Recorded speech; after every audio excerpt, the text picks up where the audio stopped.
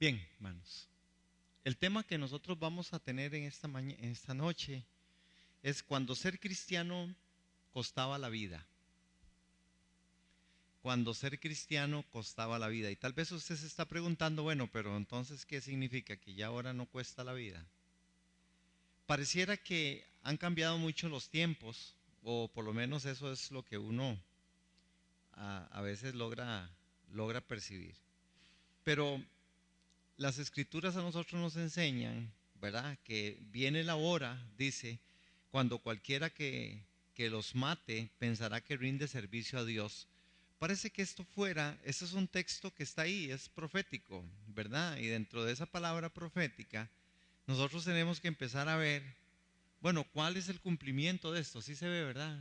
Viene la hora cuando cualquiera que os mate pensaría o pensará que rinde servicio a Dios.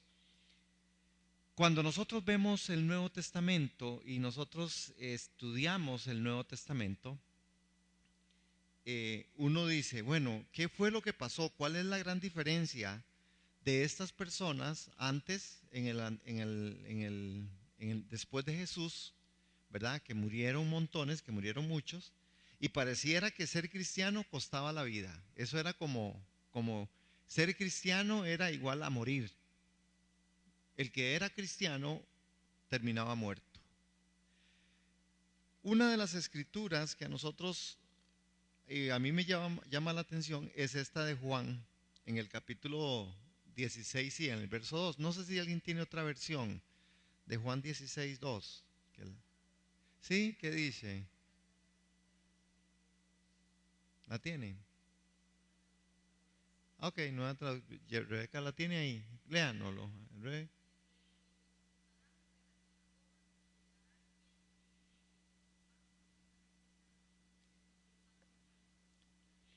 Es decir, esto se cumplió en muchos de estos hombres. Esto se cumplió en muchos de aquellos que seguían a Jesús. Porque parece, y no solo parece, así fue como se trazó. Cuando las situaciones venían, ¿verdad? Y cuando ser cristiano costaba la vida. Esta palabra es una palabra que nosotros tenemos que tomar en cuenta. Bueno, ¿qué es lo que está aconteciendo hoy? ¿Qué es lo que está pasando hoy? ¿Por qué estos fenómenos no se vuelven a dar?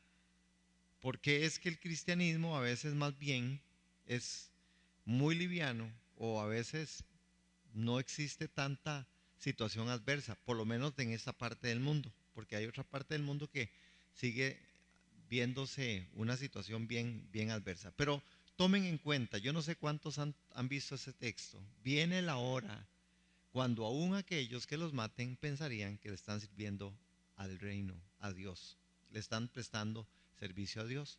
Y esto es una verdad en Medio Oriente, esto es una verdad que se está viviendo por esos lados. Aquí, bueno, gracias a Dios no, pero yo no sé hasta dónde, ¿verdad? La situación a veces nos deja tan en confort, porque usted supiera, si uno supiera que hay persecución y uno sabe que tendría que uno andarse escondiendo, ¿verdad? De las cosas y no diciendo y etcétera, tal vez uno tendría un poco de gente muy devoción, con mucha devoción, o los que son, ¿verdad? Este, eh, estarían realmente, digamos, apegados. Hay una anécdota y parece que es real, que es cierta, y si es cierto es que es verdad, y si es verdad es porque es cierto, ¿verdad? Este, de un, fue una iglesia, y tal vez ustedes la han escuchado, que llegó ¿verdad? Se pusieron de acuerdo, y cuando llegaron y entraron unos hombres vestidos de como de guerrilleros, ¿verdad? Y entraron a una iglesia, y cuando entraron, ¿verdad? Se pararon al frente, rodearon toda la gente que estaba dentro del culto y les dijeron, bueno, nosotros venimos y vamos a matar a todos los que digan que son cristianos. Entonces, pasen aquí a este lado los que son cristianos. Todo el mundo empezó a mirarse, dice que algunos de todo el montón de gente que había ahí se pusieron de pie y se pusieron allá. Y cuando estaban ya en esa posición, entonces Estos hombres dijeron, bueno, nosotros somos creyentes y solo queríamos corroborar quiénes de verdad están listos a dar la vida por Dios. La gran mayoría de esa iglesia quedó en un... Vea, usted sabe qué fuerte. Entonces uno dice, bueno, entonces, ¿cómo será que nosotros tenemos que vivir nuestro cristianismo? ¿Desde dónde tenemos que vivirlo? Cuando vemos en el Nuevo Testamento, hermanos, a diferencia de los escritos del Antiguo Testamento, los del Nuevo Testamento fueron compuestos en un breve lapso de tiempo, ¿verdad? Concretamente durante la segunda mitad del siglo primero. ¿Por qué es importante este dato? Bueno, porque en el siglo primero, cuando el Nuevo Testamento ya está escrito, ¿verdad? Hay todo un fervor y hay toda una efervescencia. Jesús había muerto, algunos testigos estaban ahí, los escritores, ¿verdad? Del Nuevo Testamento, los que Dios había usado por el Espíritu Santo estaban ahí, los mártires estaban ahí, es decir, había toda una forma, y entonces en el Antiguo Testamento la gente había escuchado, pero ahí en el Nuevo Testamento, cuando se escribe el Nuevo Testamento, los que nacieron en las comunidades cristianas tuvieron la finalidad de consolidar la fe de todo lo que habían visto, y algunos habían sido testigos inclusive de lo que Jesús había hecho, ¿verdad? Entonces así fue como se empezó a fundar la parte de lo que era el Nuevo Testamento. Entonces recuerden que el tema es cuando ser cristiano costaba la vida, cuando ser un cristiano de verdad costaba la vida, ¿verdad? Los cuatro evangelios, y eso es parte de lo que hoy vamos a ver, los cuatro evangelios tienen temas que son muy particulares, y yo quiero que hoy salgamos aprendidos de aquí, no solamente que en ese tiempo ser cristiano era ser hombre muerto, ¿verdad? Más o menos era así, ¿verdad? Porque cuando se era cristiano, eh, ¿verdad? Tenía que ver con que eso le iba a costar la vida a la persona. ¿Cuál es el primer evangelio? Sí sabemos, ¿verdad? ¿Cuál es el primero? Sí, sí, en la Biblia. Mateo, ¿verdad? Mateo. ¿Alguien sabe cuál es el tema central de Mateo? Lo que estoy presentando esta noche es ver si nosotros logramos ver por qué es que esta gente no tiene ningún problema en dar la vida por Dios o por Cristo. Es porque el principio estaba muy bien elaborado, el principio estaba muy bien, estaba muy claro en los evangelios para ellos. Por ejemplo, ¿cuál es el tema central de Mateo? El reino mesiánico, el reino de Dios, ¿verdad? En donde, ¿sí sabían? Bueno, ahí está. En donde en el Evangelio de Mateo el tema es Jesús, el rey mesiánico, en donde es declarado el Hijo del Dios viviente. Hermanos, cuando nosotros tenemos y contamos con estas características de saber esto, que sigue siendo verdad, pero que a veces la iglesia de hoy tal vez no lo está viviendo en la forma en que se está o se vivió en ese siglo, ¿verdad? Es que si Jesús es el rey mesiánico, es el Hijo, el Dios viviente, estamos hablando de que qué importa lo que a mí me pase, si al final yo sé que si Él es el Hijo del Dios viviente, Él es el rey, yo estoy viviendo bajo un reino totalmente diferente. Uno pudiera decir en esta noche que todos sabemos eso, ¿verdad? Pero ¿cuánto de esto es lo que tenemos que confrontar en nuestras vidas? Mateo, vean qué interesante Mateo. Mateo era el receptor de los impuestos en Cafarnaúm, por donde pasaba el camino del mar, así es como lo relata el texto sagrado. Dice que Mateo no solamente era un hombre que era muy conocido de principio, ¿verdad? En el momento en que Mateo es llamado, uno lo puede ver y dice la escritura que era el recaudador de impuestos. ¿Qué más hemos escuchado nosotros de Mateo? Que ustedes hayan escuchado. ¿Qué era Mateo? No, acuérdense, los evangelios hablan mucho de Mateo, o hablan de Mateo. ¿Quién era este hombre? Aparte de ser un recaudador de impuestos, voy a contarles la historia de los hombres,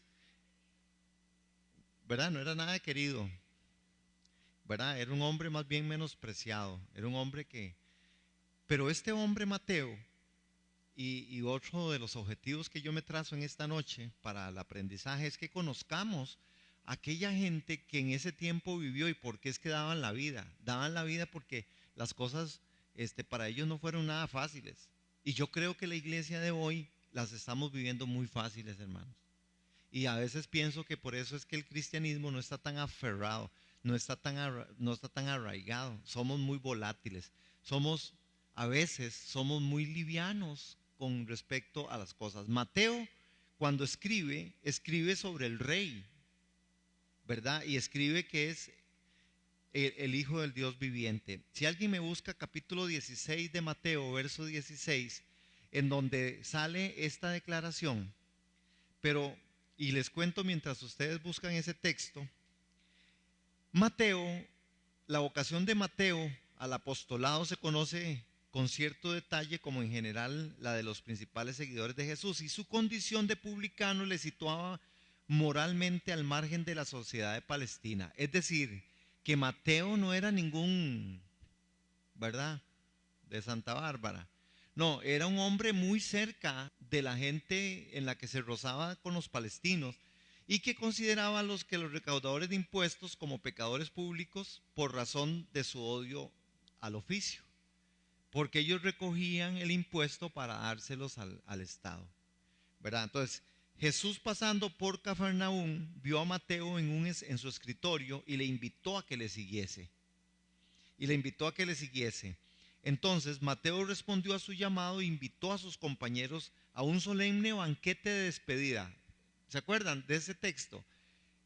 Mateo invita a Jesús y a los otros y les dice: yo lo invito a que usted vaya a mi casa porque yo le voy a preparar, voy a hacer una fiesta, porque es mi despedida de contador, mi despedida de publicano, mi despedida de recaudador de impuestos. Y la escritura dice que en ese banquete de despedida al cual asistió Jesús, y emprendió así la sublime aventura del apostolado, abandonando su registro y su oro a los que no podía ya volver. Vean, otra vez, noten la esencia de aquellos que son llamados, que entienden el llamado y que lo siguen dejándolo todo. Es que Mateo no se encontró en una dificultad como tal vez muchas veces nos hemos encontrado algunos, que fuimos llamados por Dios en medio del pecado, en medio del desastre, en medio del desorden, en medio de la crisis, en medio de situaciones tan adversas. No, Mateo tenía, como diríamos aquí, pudiera vivir muerto de risa. Recaudador de impuestos, ganaba buena plata, él tenía su forma, inclusive tenía una gran casa, una gran mansión, pero él abandonó los registros, su oro y ya no podía volver más, porque el que seguía a Jesús, ¿verdad? En primera instancia, la sociedad ya lo empezaba a despreciar, y después iban a ser despreciados, no solamente porque seguían a Jesús, sino porque los declararon enemigos, como declararon a Jesús enemigos del pueblo de Israel, enemigos de Roma, enemigos de esa sociedad. ¿Qué dice don Adrián? Mateo 16:16. Tú eres el Cristo, el Hijo del Dios viviente. Mateo es el que registra lo que Pedro dijo. Y es interesante porque el testigo fiel de la vida de Cristo es Mateo, ¿verdad? Cuando ustedes lean Mateo, hay una figura, y aquí yo creo que la hemos hecho, ¿verdad? Ustedes se acuerdan de la figura que aparece en Ezequiel y aparece en el libro de Apocalipsis, que dice que había una figura de cuatro, que eran cuatro, ¿verdad? Que en un costado tenía, Benjamín, venga, y Huguito, y Venga, chiquilla. Sí. Esta es la figura, volvamos para acá. Esta es la figura. Dice en Ezequiel que había una figura y que tenía 4 caras. Y que esa figura daba vuelta. Ezequiel ve en la visión y el libro de Apocalipsis lo narra. Y por donde quiera que se veía, ¿verdad? Donde daba vuelta, que eran como círculos, siempre había una cara. Siempre quedaba una cara. ¿Ve qué bonita esa cara? Esta es más guapa todavía, esta que está saliendo en este momento. Y esta otra ni que se diga. ¿Cuál dice? Vea, te dio vuelta. Entonces, dice la escritura que tenía cara de león, ¿verdad? Cara de águila. Tenía cara de buey y tenía cara de hombre. Acuérdense, ¿cuál cara es esta? El león. Este es el Evangelio de Mateo. Mateo describe a Jesús como el león de la tribu de Judá. ¿Ok? ¿Ok? Mateo. Cara de águila. Este es el Evangelio de Juan. Juan describe como el águila. Aquella profundidad en el Evangelio de Juan ustedes van a encontrar profundidades. Como el águila en su esplendor vuelo, en lo más alto puede ver a kilómetros, a miles de kilómetros, a montones de kilómetros. Puede ver su presa y la agarra. Ese es el águila. Dice que tiene cara de ¿qué? De buey, no güey. Cara de buey. Y este representa el Evangelio de Marcos, que es el que vamos a estar estudiando, donde les estoy invitando, y ya vieron ustedes la invitación ahí a partir del 21 al 26 para todos. ¿Qué es la figura de Marcos? El buey, como el que trabaja, como el buey, como el siervo, como el que está ahí sirviendo, ¿verdad? Y después tenemos, ¿cara de qué? De hombre. Ese es el Evangelio de quién? De Lucas. Lucas habla de la forma de hombre de Jesús. Amén. Entonces, ¿cara de qué?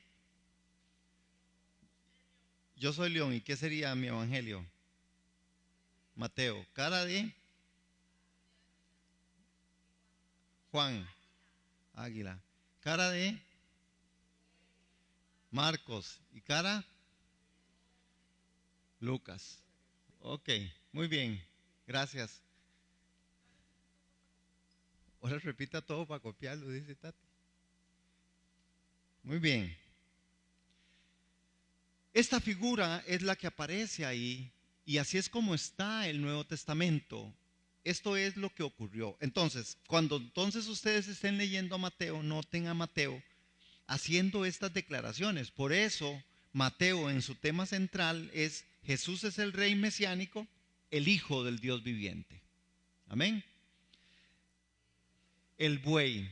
Que me busque alguien, por favor, Marcos capítulo 8 y versos 31. El Evangelio de Marcos 31. En el Evangelio de Marcos vemos a Jesús, hijo y siervo. Interesante, hermanos, porque con estos fundamentos, con esta apreciación del Evangelio, Jesús les había dicho, es necesario que yo sea entregado y odiado por los hombres. Yo soy el siervo, yo soy el que me entrego, yo soy el que vengo a servirles, yo soy el que me voy a dar. ¿Verdad? Esta enseñanza era una enseñanza profunda y seria para el pueblo de Israel, que al final los seguidores de Jesús sabían, porque Jesús les decía, si esto lo hago yo, ustedes también lo van a hacer. Si conmigo hacen esto, con ustedes también lo van a hacer. Por supuesto que no tendrían y no tuvieron un problema de dar sus vidas por causa del reino, de dar sus vidas por causa de Jesús.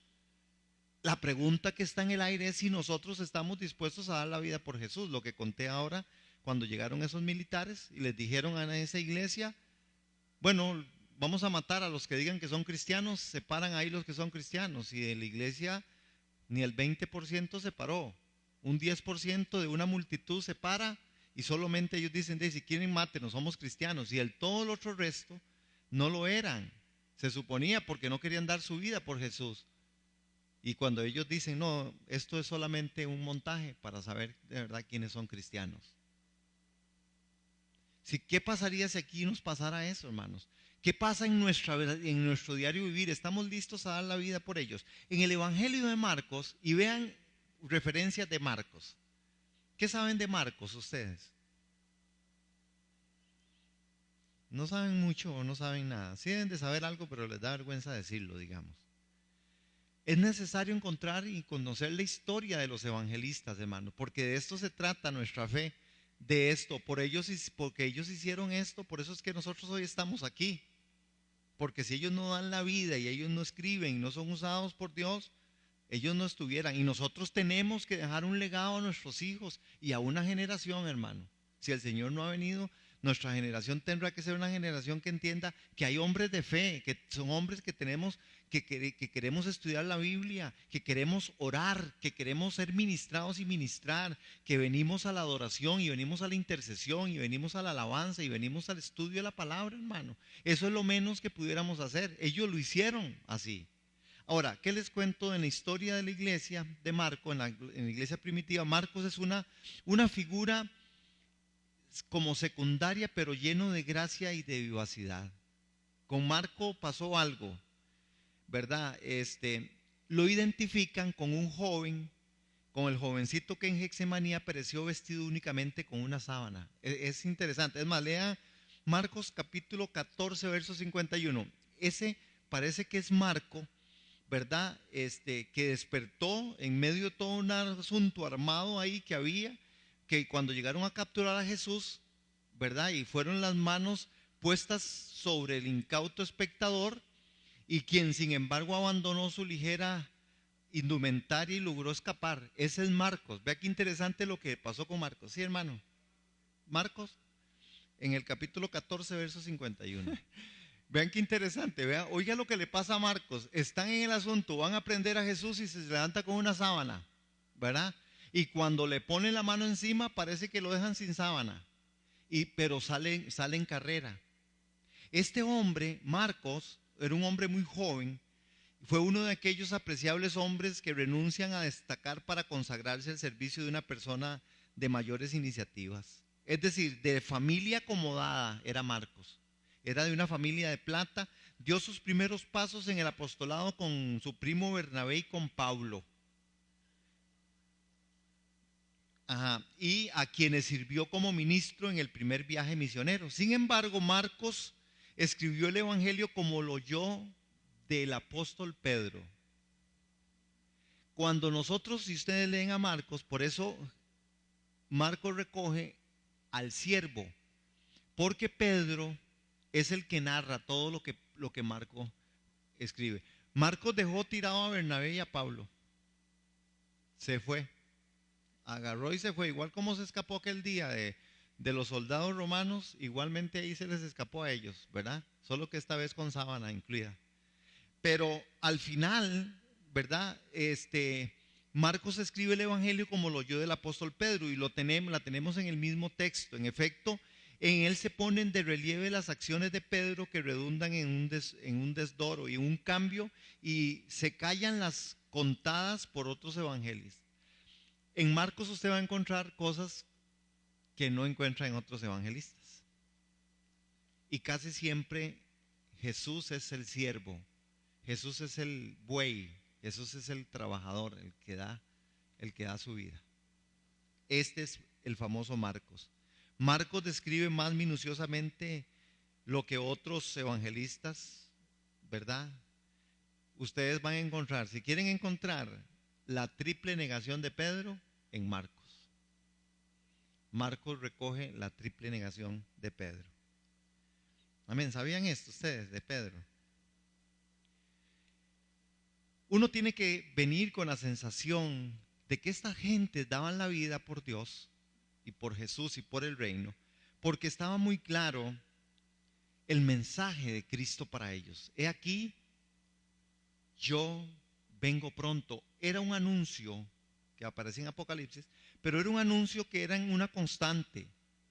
Cuando Jesús les hablaba a ellos, siempre les hablaba. Yo voy, lo que leímos ahora en 8:31, ¿verdad? ¿Qué era?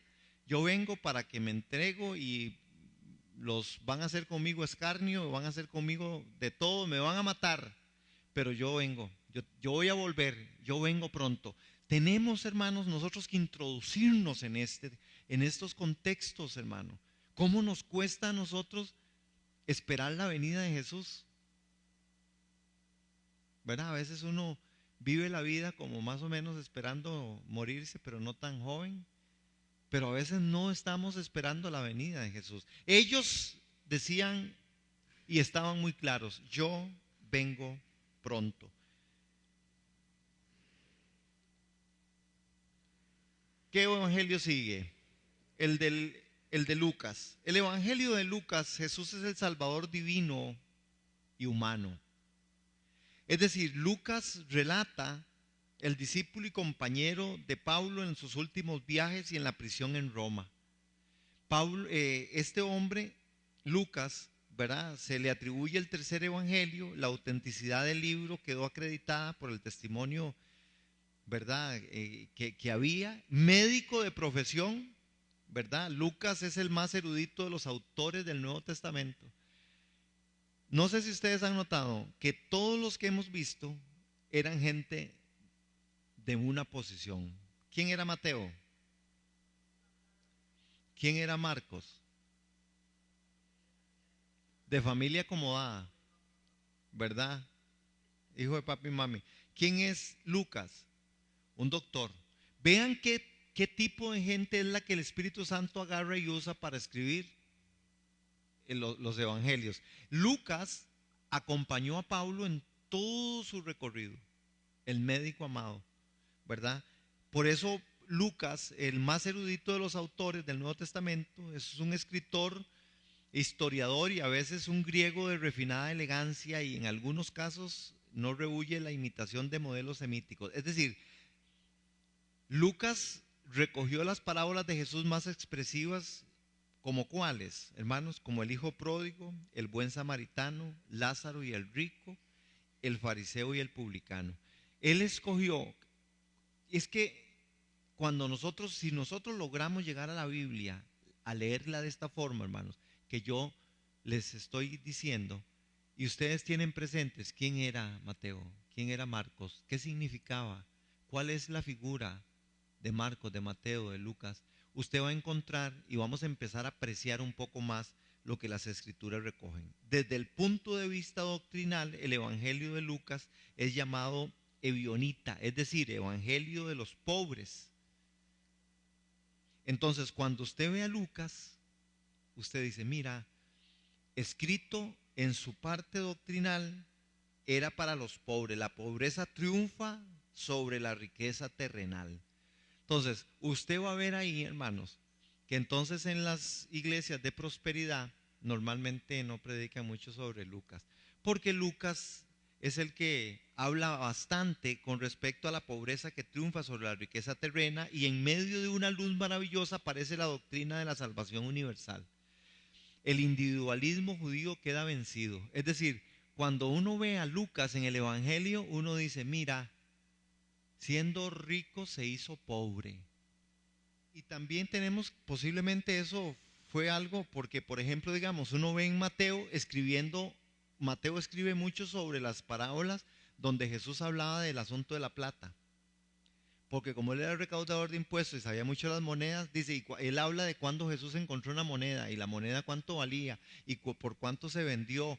Siempre el asunto de Mateo habla mucho de las parábolas, y en los relatos habla de lo que es plata, plata. Marco habla mucho del siervo, cómo Jesús es un siervo, y cómo, si leímos, ¿verdad?, qué era lo que decía el Evangelio de Lucas, no, en 1:15 de Lucas, para que vean qué interesante también en Lucas. El de Marcos sí lo leímos, ¿verdad? 8:31. Y el de Lucas 1:15, ¿qué dice? Qué interesante, ¿verdad? ¿Por qué? Bueno, porque vean este reflejo de esa lámina que aparece ahí. De Juan 18:37. Cristo, ¿verdad? Todo aquel que es de la verdad, oye mi voz. ¿Qué dice ese texto de Lucas? ¿Qué decía otra vez? Escuchen esto a la luz de eso que aparece ahí, que es todo aquel que oye mi voz, todo aquel que es de la verdad oye mi voz. ¿Qué dice ese texto? Hablando de Jesús. Es decir, si escuchamos nosotros hoy la voz, ¿qué dice Lucas? Será grande. ¿Delante de quién? ¿Y de quién más?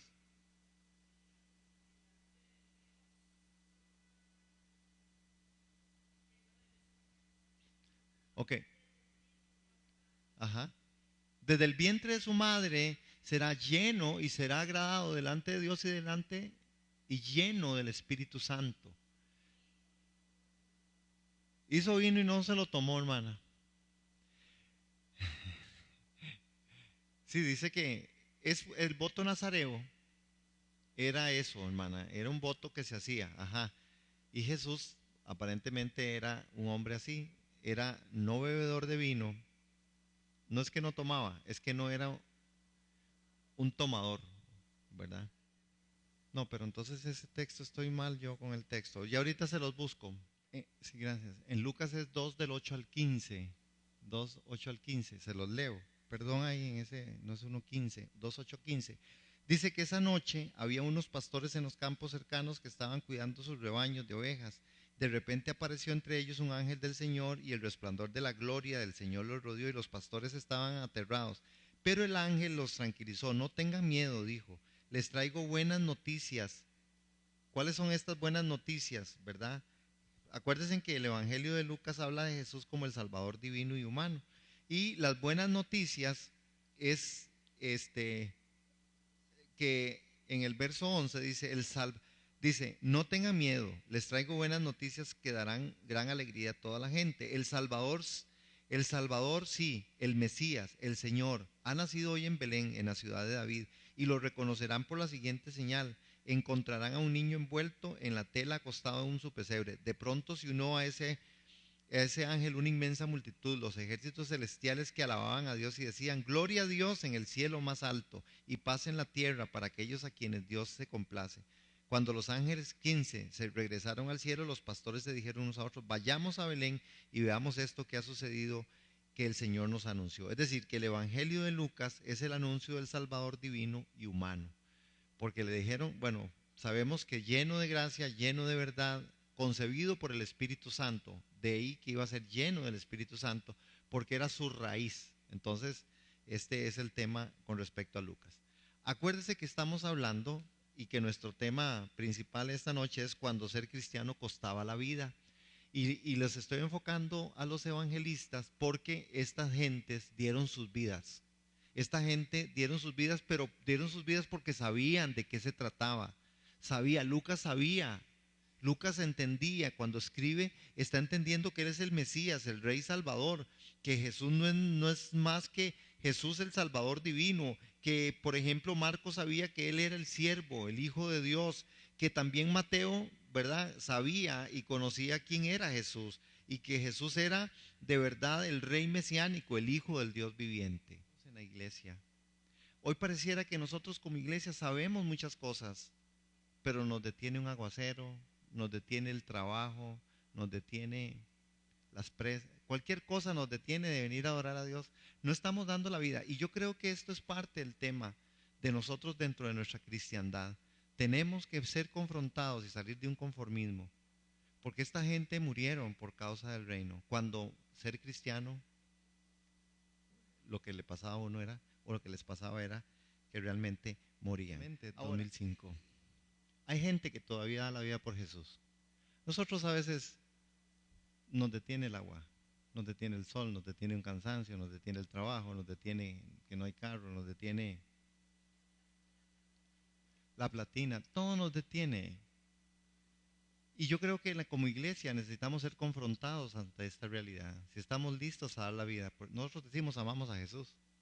Y es que vivimos, para Él vivimos. Y si morimos, para Él morimos. Pero yo creo que en el mensaje, X, póngame la última, la última que tengo ahí la última filminita de la presentación, porfa. Y necesitamos nosotros recapacitar en esto. Amén. Por eso es muy importante lo que hoy estamos estudiando, hermanos.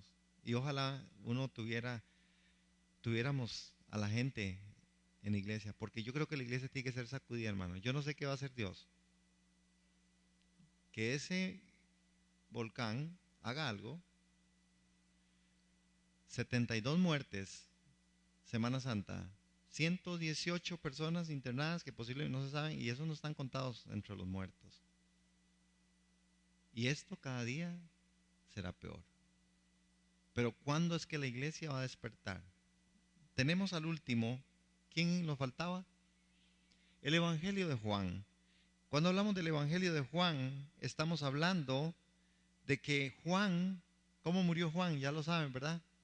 Primero lo echaron a freír cual papa frita. Escapó milagrosamente para que se cumpliese una palabra que Jesús había hablado con respecto a él. ¿Saben cuál es esa palabra?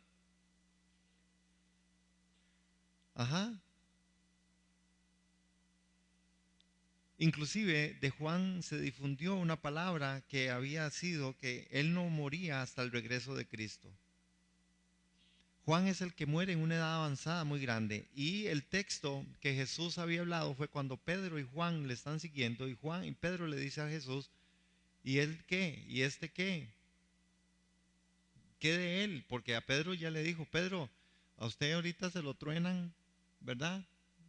Usted va a morir como no quiere morir. Qué buen mensaje, qué buen. Ese culto estaba lleno de gente, pero solo Pedro quedó. Igual como les conté la historia de esa gente, de esa brigada que llegó, ¿verdad? Y solo el 10% de la iglesia se levantó. Y Jesús le dijo: ¿y qué si él quiere? Si yo quiero que él quede hasta el fin. Por eso se dice de Juan que Juan escapó de eso. El autor, además de Apocalipsis, de 3 epístolas, y prevaleció sobre todos los evangelistas.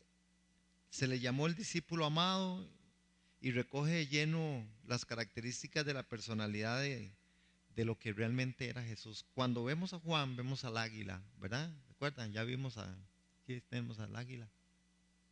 Muy bien. Jesús es el Hijo de Dios. ¿Qué dice en Juan 20:31?